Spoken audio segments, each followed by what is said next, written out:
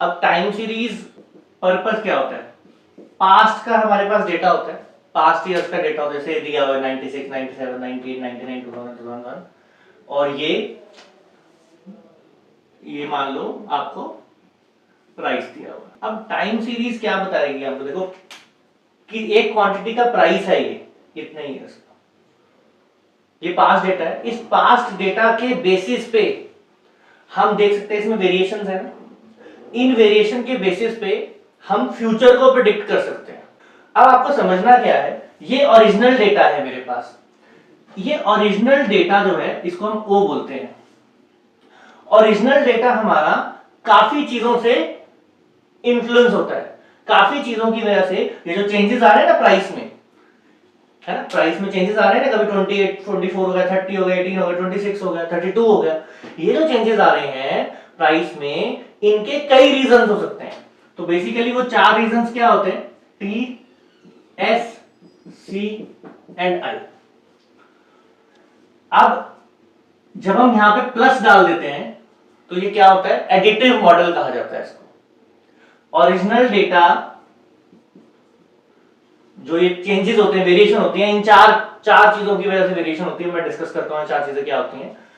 अब अगर इसके बीच में यानी प्लस डाला है तो प्लस इंडिकेट कर रहा है कि हम एडिटिव मॉडल का यूज कर रहे हैं। लेकिन अगर मैं इसी में यहां पे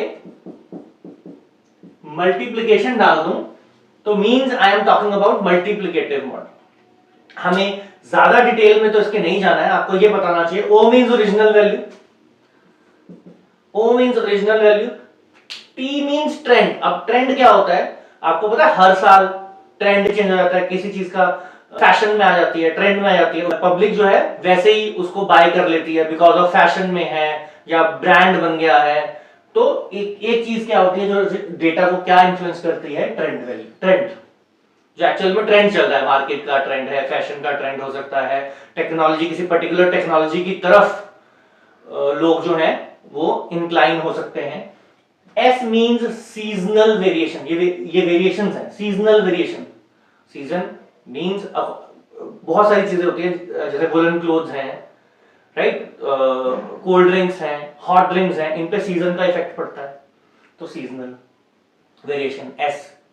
फिर सी मींस साइक्लिक, साइक्लिक मींस आपने पढ़ा होगा बूम, डिप्रेशन, ऐसा साइकिल, साइकिल चल रहा है proper, boom, depression, recovery, recession, ये चार होते हैं, साइकिल के पार्ट होते हैं। तो साइक्लिक मींस साइकिल के कौन से वाले पार्ट पे हम हैं, बूम पे हैं, डिप्रेशन में है, उसके अकॉर्डिंग भी ओरिजिनल डेटा इम्पैक्ट पड़ता है। और कुछ होती है इरेगुलर वेरिएशंस, कोविड-19 का। लेकिन इसके अलावा कभी अर्थक्वेक आ गया, फ्लड्स आ गई, कोई भी नेचुरल क्लाइमेटी होगी तो उसको हम बोलेंगे इरेगुलर वेरिएशन होगी, जो एक्सपेक्टेड नहीं थी। ये तीनों ही चीजें एक्सपेक्टेड होती हैं। इरेगुलर मींस अनएक्सपेक्टेड थी, कुछ ऐसा हो गया जो लोगों ने सोचा नहीं था। तो ये चार तरह की वेरिएशंस होती हैं जिनकी वजह से क्या होता है? ओरिजिनल डेटा जो है आपका इंपैक्ट होता है। और ये जो हमने ट्रेंड प्रिडिक्ट करना है या फ्यूचर की वैल्यूज हमने निकालनी है, तो इसके लिए हमारे पास जो है वो 4 मेथड्स रहते हैं। कितने? 4 मेथड्स रहते हैं। First is free hand curve, second is semi average method, third is moving average method and fourth is least square method.